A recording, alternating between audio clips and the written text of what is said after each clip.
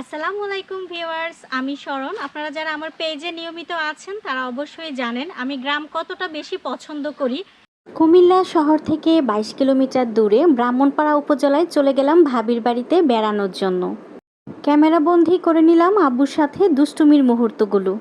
বড় ভাইয়া বিয়ে করেছে প্রায় ৮ বছর হয়ে গেল। এই ৮ বছরে ভাবির বাড়িতে অনেকবার গিয়েছি, অনেক বেরিয়েছি। গ্রাম মানেই আমার কাছে একটা আবেগ, একটা ভালোবাসার নাম। ভাবির আম্মু আব্বু, ভাবির বাড়ির প্রত্যেকটা মানুষ এত আন্তরিক যা আসলে বলে ভাষায় প্রকাশ করতে পারবো না।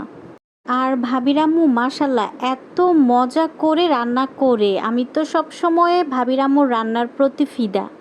প্রচণ্ড গরম পড়ছে আর একের পর এক হচ্ছে ঈদের পরে দাওয়াতগুলো আসতেছে।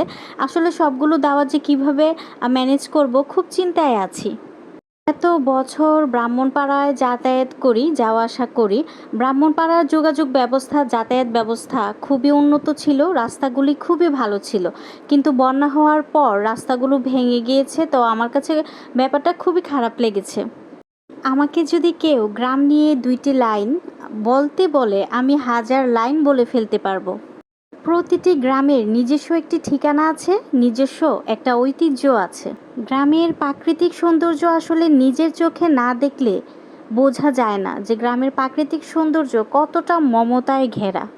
এই পৃথিবীতে যদি কোনো কিছু সুন্দর হয়ে থাকে তাহলে সেটি হচ্ছে একটা গ্রাম। গ্রামের প্রাকৃতিক সৌন্দর্য, গ্রামের যে মায়াবী মায়া, সেই মায়া কখনো সোশ্যাল মিডিয়ায় দেখে অনুভব করা সম্ভব না। সবাই ভালো থাকবেন, সবাইকে আল্লাহ হাফেজ।